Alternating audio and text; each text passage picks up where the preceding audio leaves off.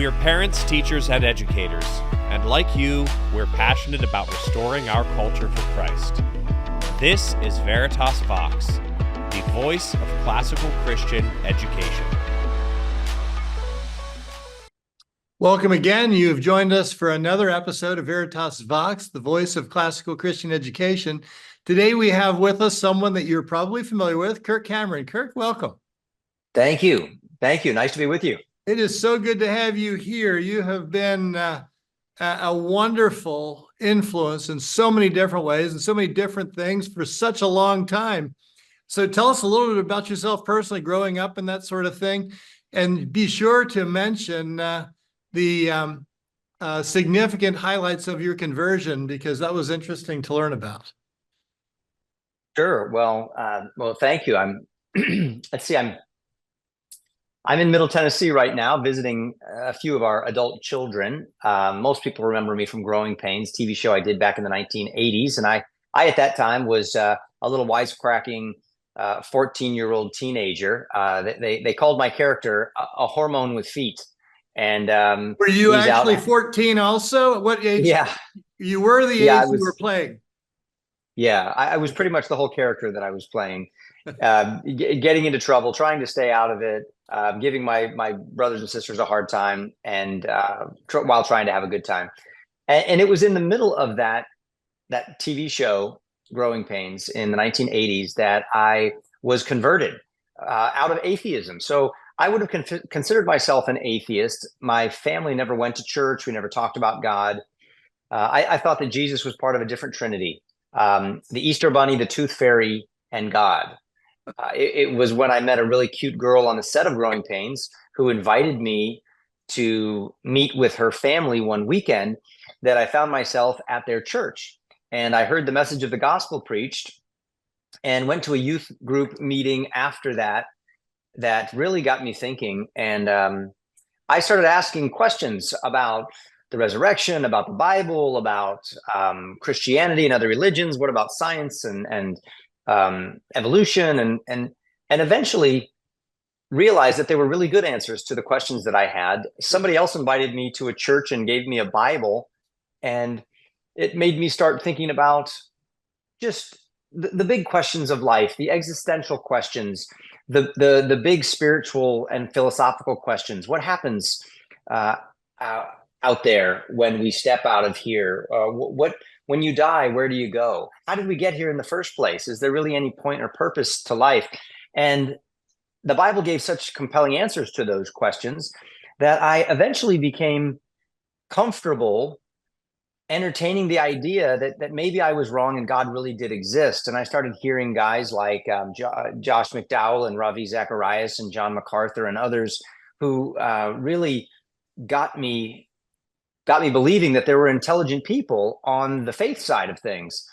So this is how naive I was about everything Christianity and spiritual reality.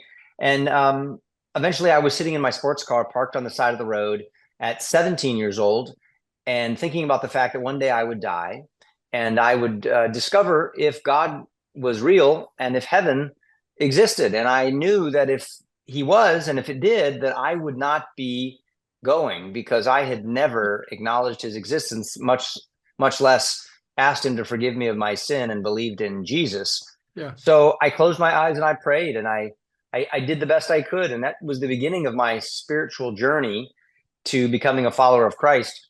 The way that I think describes it best, I didn't have my theology straight. I couldn't have answered the question about how Noah got all those animals on the ark, or which Bible version is correct, or which version of eschatology you ought to adhere to. But John MacArthur, who I didn't know who he was, but I started going to that church. Someone told me it was a good church. Said in a conversation one time with me, he said, "Kirk, it's not common that people get saved out of Hollywood. And if anyone ever asks you, how did you find God in Hollywood? I want you to remember one thing. You didn't find God. He wasn't lost. You were, and he found you." Yeah. Yeah. So that's spoken like a good reform. I thought he was going to be a little tongue in cheek with you and say you weren't actually in Hollywood when you found God. so to speak. Yeah. No, he was dropping the truth bomb that all of us need to understand, right? Is that Absolutely. he is the seeking savior who goes after the lost sheep, who's not seeking after God at all. And those are the kinds of theological truths that I began to hear at a young age, and it was that theology. It wasn't the light and fluffy, milk toast, seeker sensitive theology that is so common today, but rather the deep, historic, ancient doctrines of Christianity that I was taught by some good teachers that helped to ground me in the middle of Hollywood, so that I wasn't just blown off my feet every time a new spiritual teaching came my way. Yeah. That is a really good thing to keep in mind, because we've seen the benefit of some aspects of seeker worship because they really love the lost. But you have got to get grounded in your faith, and you've got to understand that there are real answers to real questions, and it does not need to remain fuzzy as if it can be defined any way we want to define what Christianity is. Yeah, that's true. Well, when you figure out the Trinity, let me know, because that's still a little fuzzy for me. Well, and therein lies another truth, and that is, if we understood everything about God, we wouldn't need him. Yeah, I suppose that's true, but thank God for the things that we can understand and what he does reveal. Well, speaking of understanding, you have understood the culture into which you have poured yourself in some really remarkable ways. In the last couple of years, you've written some children's books, and you were challenged and provided some pushback to the woke culture. Tell us a little bit about the children's books that you've written, what you're trying to accomplish there, and maybe even give us some insights into the fight that has put you in a position of saying, I'm going to read these books to these children, and I will find places that will welcome that which is good. Yeah. Well, I don't consider myself much of a writer, although I love books and I love to read from great writers. But I met up with a company called Brave Books, and this was an ophthalmologist, an eye doctor, who was appalled by the things that his children were learning in school at 2 and 3 and 4 years old. Yeah. And he decided that the books that our children read really are powerful in shaping their values. And so he started this new company with books that have a pro-God, pro-America value to them. And he began to partner with people of influence in the Hollywood, TV, music, book industries. And I partnered with them for this little book about teaching children how to grow the fruit of the Spirit through the seasons of their life. So this was a sweet little book about love and joy and kindness, gentleness, self-control. Oh, those threatening traits. Yeah. Well, you would assume that they were threatening based on the responses from the public libraries. That's my point. When I asked to read this book as part of a public story hour. Now, to give context, many other groups of people are reading children's books, so-called, to little kids, including drag queens. So these are men who are biologically males, but under the skirt and the panties is, male equipment, and they're dressed in fishnet stockings and heels and wigs and circus clown makeup. And some of them are doing unspeakably lewd things with children, and the books that they're reading are confusing to children at best and abusive to children at worst. And so when I wanted to read my book about Christian virtue, I was denied by over 50 woke libraries that previously held drag queen story hours at those libraries. Now, remember, these are public libraries. These are not privately owned libraries that belong to a gay bar or a drag queen club. This is public libraries paid for by moms and dads and grandmas and grandpas and everyday community members. And they said, no, we don't want your message. We're not interested. Our values don't align.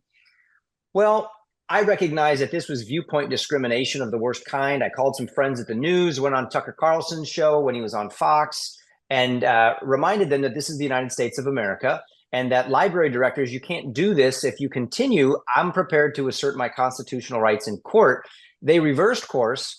We went to those libraries, and we were greeted by, at downtown Indianapolis Library, 3,000 parents and grandparents, families with children who were cheering, just so excited to be there that's awesome. in public. And you know what? What was really encouraging was to see not only 6 floors of a library filled to the point of violating capacity limits and fire codes, but there were only about 150 to 200 of those 3,000 patrons that were able to get into the reading room because it was so small and our time window was so short. But do you know what the other 2,600, 2,700 patrons did who never got to get in to hear the reading?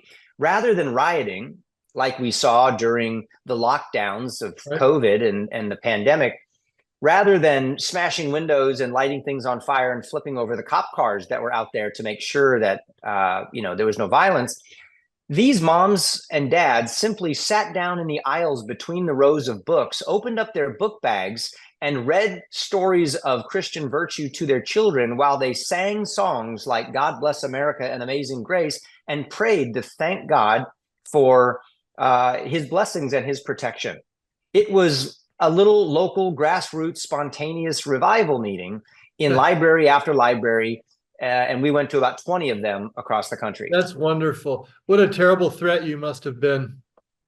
Well, and that is said tongue-in-cheek, I understand. However, there's great truth to that.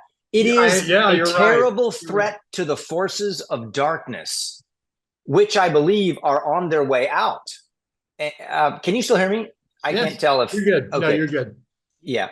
So let me send them away. I've got a call coming in. I'm sorry about that. Yep. And I want to put us on Do Not Disturb. So hang on just a second. I apologize for, not a problem, for all of this. We'll just have to deal with that. So yes, a great threat to the forces of darkness that remain in the world, and they know it. And that is why those who are actually contending for righteousness in the marketplace are actually canceled, silenced, and marginalized, contrary to the stated mottos of diversity, equity, and inclusion. It's always the tolerance. It's the tolerance club that does the best at excluding people they don't agree with. Yeah. But I think I had not considered it the way that you said it, to the extent that you said it. And that is, this is about light shining in darkness, and they don't like it. That's right. That's right. And the darkness can be blinding unless, of course, there is light. And that's who Jesus calls us to be. And we should let our light shine, and it exposes darkness. And then people run to the light as well. And the more of us that stand up and speak up and lean in and shine light, the less room there is for darkness. Yeah, that is wonderful. I had not heard as much detail as you gave. I imagine that's true of many of our listeners too. That'll be wonderful for people to hear how that played out, because the news that really hit the nation with Tucker Carlson and others was, this is what you're dealing with, but the outcome of it was not as well known or publicized. That's great to hear. It is exciting, and what really encourages me was not just what me and a book company did for a couple dozen libraries, but what this turned into was an opportunity to establish a day on the calendar, which is the National See You at the Library Day, wherein library directors and parents and pastors all around the country meet on August 5th of every year now to pray and sing and read books of Christian virtue, any book of their choice, could be a Brave book, my book, anybody, any book, a book of the Bible, at their public libraries.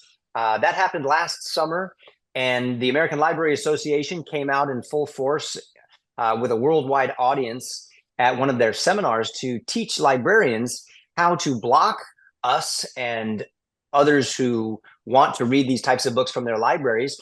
And we actually got an investigation from the United States government into that kind of discrimination. And they got reprimanded for it because they take funds from the government. So this is happening. Pastor Story Hour is a thing now. It's being implemented in states all across the country, and thousands of people are participating. So we're really excited about what's happening. That's wonderful. Well, we've got to watch our time here, and I want to talk about something else, and that's a movie that you put together, a documentary. I would call it a documentary, I assume you would, called The Homeschool Awakening. What instilled that? You've been very much an advocate for homeschooling. I'm sure that's the most basic answer, but tell us a little bit about how that came about and what it's been accomplishing. Yeah. Well, I made a documentary about homeschooling. It's interesting that my father is a teacher. He's a public school teacher. My grandmother is a public school teacher. So is my grandfather. And education has always been important to us as a family. My wife and I have 6 kids, and we started out with our kids going to a terrific little private Christian school. Although I was nervous dropping my kids off at the very first day of school. I thought, oh my goodness, I'm handing them over to the wolves. I don't even know these people. How do I know what they're going to teach them? We eventually became comfortable with it. But after elementary school, we became increasingly uncomfortable with the options in our area in Los Angeles. So we decided to homeschool our kids. And that was an incredible adventure. Some of our kids went back to a private high school, which was a great experience for some of them. Others stayed throughout the homeschooling program till graduation of high school.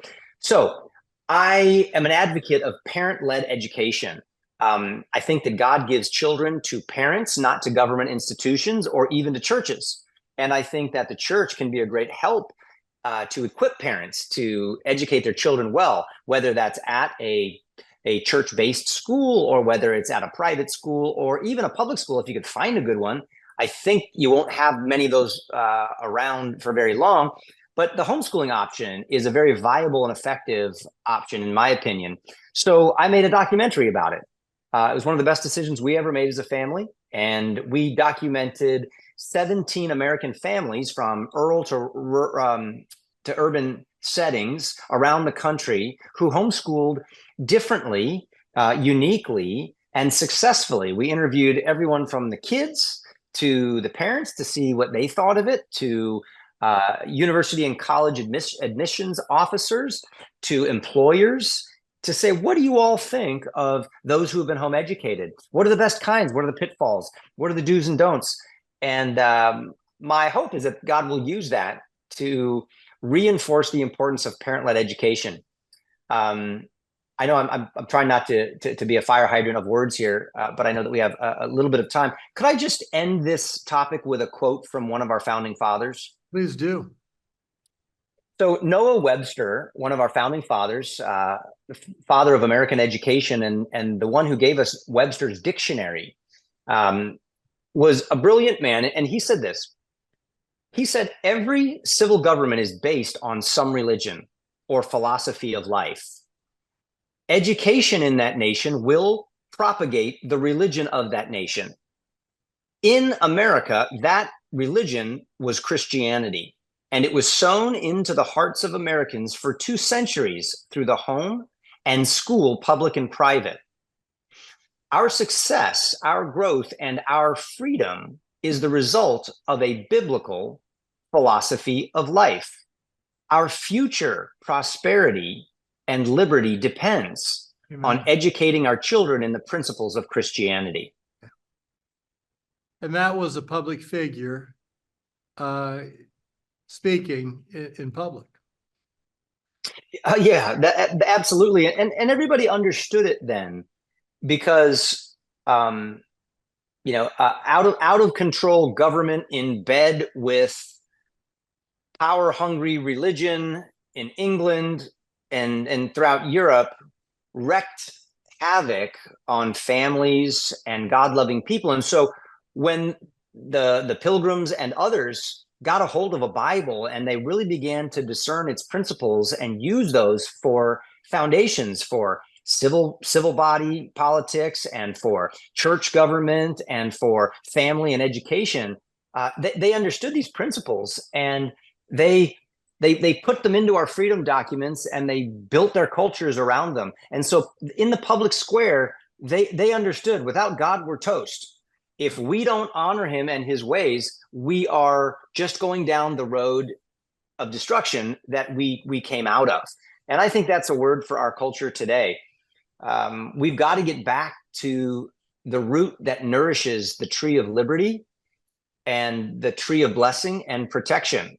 As soon as we sever the scriptures and the principles of Christianity, we're not progressing. We're regressing back to the paganism that we have been liberated from. That is so true. We've given over so many things to a government that really isn't serving according to the Constitution, and in fact is not. I would say this: they're not operating in society's best interest, let alone the historic context for it. Yeah, boy, well said. I agree with you. But of course, the without the transcendent authority bedrock backdrop of the Holy Scriptures, they would argue that what's best for society is transgender rights, child mutilation, and doing all sorts of things to undermine this country, because in their opinion, it's based on white supremacy, awful biblical Western civilization values. So I think we fight the battle in vain to try to just base things on tradition or on simple morality. If we can't ground those things in the historic Christian faith and then ultimately in the scriptures, I think that we're just buying time at best, and we're going to end up paying for it. Yeah, absolutely. The question, of course, when we talk about morality and values, whose values by what standard? Yeah, that's it. And that's not where it starts. Very good. Well, I don't want to run out of time without asking you about some of your new initiatives. You're doing some things in television again now. Tell us a little bit about the TV program that you've got going on Trinity Broadcast, and then what you're doing beyond the book writing to children. You told me about both. Okay. Hear about both of them here. Okay. Well, I'm really grateful for my friends over at TBN, the Trinity Broadcast Network. 20 years ago, that was not a network that I watched. In fact, I would have cringed at a lot of the things that I saw on that network.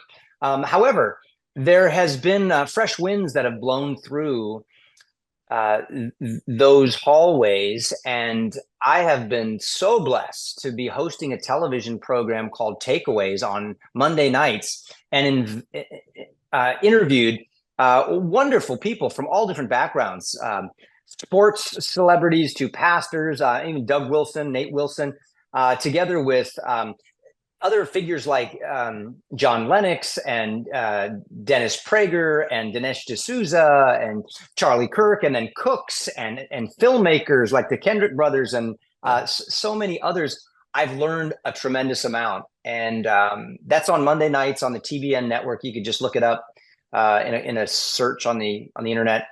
And then my most recent project is an extension of these children's books that I've been doing with Brave Books, and we're now doing a children's television show. So think of the timeless moral lessons of a Mr. Rogers' Neighborhood, only greatly modernized with high energy, fun music, hilarious dialogue, a Muppet-like puppet named Iggy the iguana,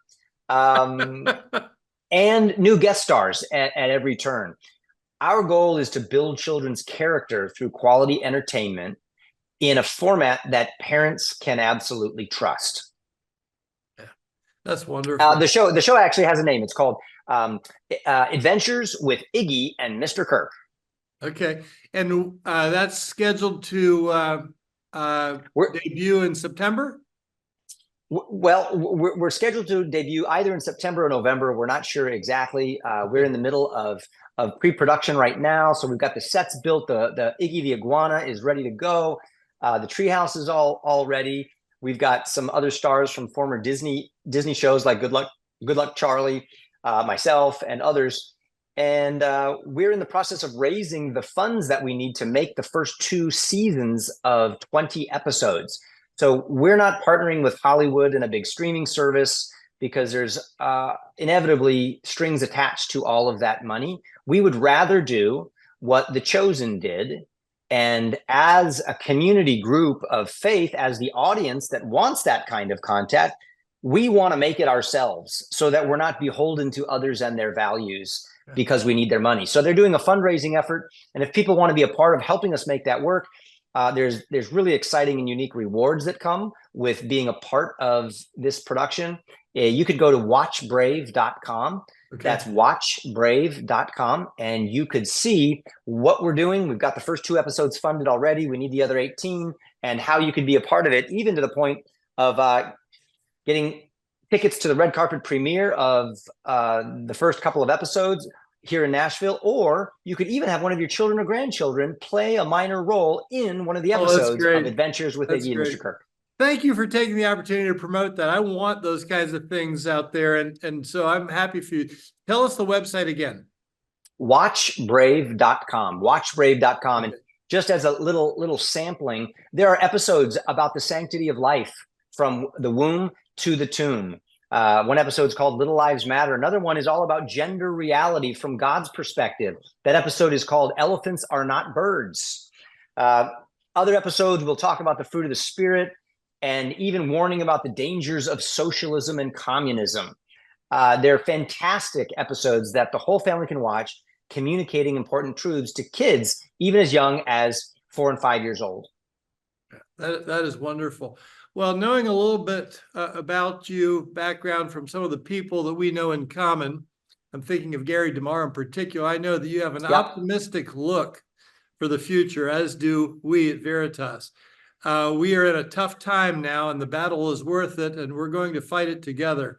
But I am really impressed and excited with the way that you have stepped in there and just simply said, I'm going to do the right thing the right way.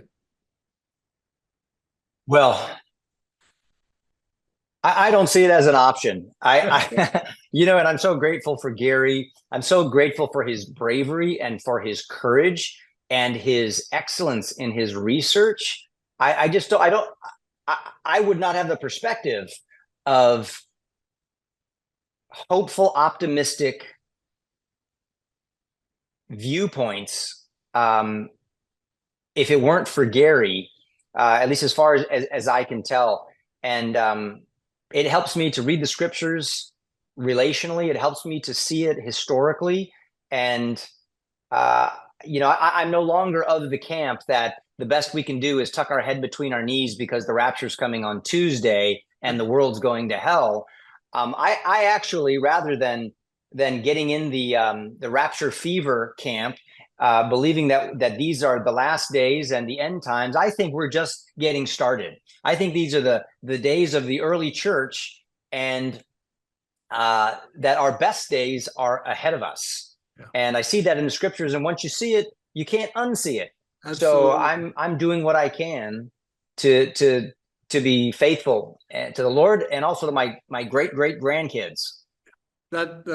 What a way for us to look at life. I couldn't agree more. When I was a single man a long time ago, I went to a church that was pastored by a guy named Steve Brown. It was Key Biscayne Presbyterian Church. And one of the stories I remember him telling in a sermon was when an executive walked past a janitor who was not very well spoken. And he said to the janitor, as he saw him there reading his Bible, he was reading the book of Revelation. He said, "What does it tell you?" And the janitor looked up and said, "Jesus is going to win." And that's it. That's it. I think he is objectively and definitively already accomplished that win. That's true. And we're watching Amen. it all play out Yeah. in time and space, and how cool we get to be a part of it. Yeah, it is a great thing to be a part of it, to see culture being redeemed. Kirk, Yeah. thank you so much for joining Thank us. you. Appreciate you, brother. You have joined us again for another episode of Veritas Vox, the voice of classical Christian education. Thank you. Until next time.